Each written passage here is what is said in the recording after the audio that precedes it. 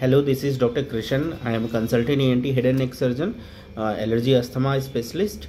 I am also board certified medico legal consultant. तो एक बहुत कॉमन इशू होता है यंग डॉक्टर्स जिन्होंने अपनी क्लिनिक अपना हॉस्पिटल ओपन किया है, उनको एक क्वेरी होती है कि किसकी सोशल मीडिया मार्केटिंग लें। सो मोस्ट ऑफ द जो सोशल मीडिया मार्केटिंग होती है वो इफेक्टिव नहीं होती, तो आपको क्लेवरली चूज़ करना है। वो आपसे पैसे ले लेंगे और मैंने देखा है कुछ डॉक्टर्स महीने के लगभग 1 लाख रुपए सोशल मीडिया मार्केटिंग में ही खर्च करते हैं अपनी क्लिनिक के लिए। तो वहाँ पे मतलब वो और उनकी वाइफ एक क्लिनिक पे बैठे हैं, मतलब 2 डॉक्टर बैठे फिर भी 1 लाख रुपए, जो कि टोटली वर्थलेस है। आपको कभी भी कोई भी सोशल मीडिया मार्केटिंग टूल लेना है, डिजिटल मार्केटिंग लेना है, आप ये देखो कि उससे आपको कितना पेशेंट आ रहा है। ऐसा थोड़ी होता कि पेशेंट लाने के लिए आप 1 लाख रुपए महीने खर्च करोगे जो हार्डली 10 पेशेंट ला रहा है, क्या फ़ायदा हो जाएगा। 10 पेशेंट में कई बार एक सर्जरी भी नहीं बनती। तो आपको ये देखना है कि कितना इफेक्टिव है। इसके बारे में जैसे जस्ट डायल, जब मैंने शुरू किया तो जस्ट डायल मुझे बताया गया कि जस्ट डायल नहीं लेना है, और लिटरली जस्ट डायल तो कभी नहीं लीजिएगा। वो आपको बहुत, मेरे पास जस्ट डायल का रिप्रेजेंटेटिव आया वो क्लिनिक में, वो बोलता है कि सर हम पहली बार आते हैं तो हम पिच इन करते हैं, मतलब हम सेल्स करते हैं।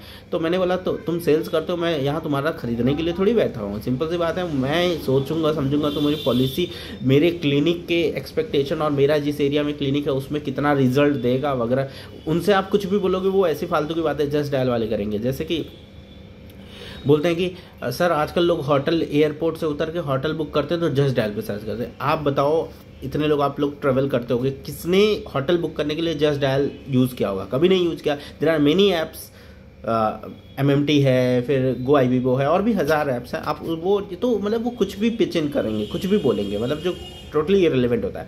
और एक बार मैं अपने एक्सपीरियंस से सीखा हूँ, मेरे कलीग्स ने, कि सब पे भरोसा करना, कभी मार्केटिंग वाले बंदों पे लाइफ में भरोसा मत करना। अगर कोई ज़िंदगी में 99% झूठ बोलता होगा तो मार्केटिंग वाले लोग होते हैं। तो इसलिए आप अपना जजमेंट रखें, अपना जो असेसमेंट होता है कि क्या आपको यूज़ करेगा, कितना आपको बेनिफिट होगा। कॉस्ट का भी बहुत फैक्टर होता है। ऐसा थोड़ी होता है कि कोई 5000 रुपये 4000 रुपये महीने में पैकेज दे रहा है तो आप ले ही लो, ऐसा क्यों है? आपको कितना वो एडवांटेज देगा, आप अपने कलीग सीनियर से एडवांटेज लो। और सोशल मीडिया ऐसा नहीं हो कि आपने क्लिनिक शुरू की, ज़िंदगी भर आपको सोशल मीडिया मार्केटिंग की ज़रूरत पड़ेगी। इनिशियल फेज़ में आपको ज़रूरत पड़ता है कि लोगों को पता चल जाए लोकल एरिया में, क्योंकि आपके पास जो पेशेंट आते हैं वो 3-4 किलोमीटर तक रेंज के आते हैं, इससे बियॉन्ड आपके पास आएगा नहीं। स्पेशली दिल्ली जैसे शहर में अगर आपका क्लिनिक है तो लोग ट्रैवल करने में टाइम वेस्ट होता है, मतलब ट्रैफिक होती है। सो बेसिकली, और दिल्ली में पब्लिक ट्रांसपोर्ट लोग कम ही यूज़ करना पसंद करते हैं। बेसिकली कोशिश का, स्पेशली कोई इल है तो वो पब्लिक ट्रांसपोर्ट प्रेफरेबली नहीं करेगा, तो वो पर्सनल ट्रांसपोर्ट करेगा। और पर्सनल ट्रांसपोर्ट मतलब रोडवेज में ट्रैफिक होगी तो लोग 3-4 किलोमीटर से ज़्यादा जनरली नहीं यूज़ करेंगे। इसके बाद मेरा एक अपोलो 247 से इंटरेक्शन है, उससे ज़्यादा पैथेटिक वेबसाइट मैंने नहीं देखा है। उसके जो सेल्स एग्जीक्यूटिव होते हैं वो कुछ भी प्रॉमिस करते हैं। लिटरली मैं आपको क्या बताऊँ, उन्होंने मेरे को एग्रीमेंट जब बना के दिया, मैंने 3 साल का पैकेज लिया था, उन्होंने मुझे एग्रीमेंट बना के दिया, उसमें 1 साल था। अगर कोई नॉर्मल डॉक्टर हो वो तो साइन करके दे देगा, और फिर वो कल को बोलेंगे कि दे आर लीगली बाउंड। तो मैं, लेकिन अब क्या है कि I am a lawyer also, मैं मेडिको लीगल सुप्रीम कोर्ट में केसेस देखता हूँ। सो मतलब मेरा थोड़ा एक्यूमेन रहता है कि मैं एग्रीमेंट को एक बार पढ़ लूँ एटलीस्ट। तो लेकिन सब डॉक्टर्स नहीं पढ़ते, मैं भी पहले नहीं पढ़ता था। फिर मैंने पढ़ा तो देखा इसमें 1 साल लिखा है, और टर्म्स एंड कंडीशंस में बहुत गलती आ रही, सारा मैंने करेक्ट कराया। उसके बाद पेमेंट, जिस बंदे ने मेरे को मतलब कि कॉन्टैक्ट किया था पेमेंट करने के लिए, पेमेंट करने के बाद वो बंदा गायब हो गया, वो रिप्लाई ही नहीं दे रहा है। और जो प्रोफाइल बना रहे हैं वो उनको मैं 3-3 बार डिटेल भेज चुका, उनसे प्रोफाइल नहीं बनी। तो मैं एक्चुअली बताऊं, आपका पेमेंट करने के 3 महीने बाद तो मेरा उन्होंने गूगल प्रोफाइल बनाया, और अभी तक की सिचुएशन ये है कि अभी तक मेरा डॉक्टर्स प्रोफाइल नहीं बनाया, बस क्लिनिक का प्रोफाइल बनाया। उसमें भी फोटोज़ वगैरह उनको अपलोड करने को बोलो, वो आप फोटोज़ भेजोगे अपनी क्लिनिक में अपलोड करने को, वो सेम फोटोज़ अपोलो 247 वाले दूसरे की क्लिनिक में अपलोड करेंगे। ये मेरे साथ हुआ है, एग्जैक्टली हुआ है। मेरे कलीग के उसी समय उसने भी मेंबरशिप ली, उसके में मेरा फोटो, मतलब दे डू ब्लंडर्स, मतलब। और आप कुछ भी बोलोगे सॉरी सर, और फिर ऐसे जैसे आपने उनको कांटेक्ट किया फ्राइडे को, बोलेंगे सर हम अवेलेबल नहीं है आज, आप हमें कांटेक्ट करिएगा 4 डेज बाद।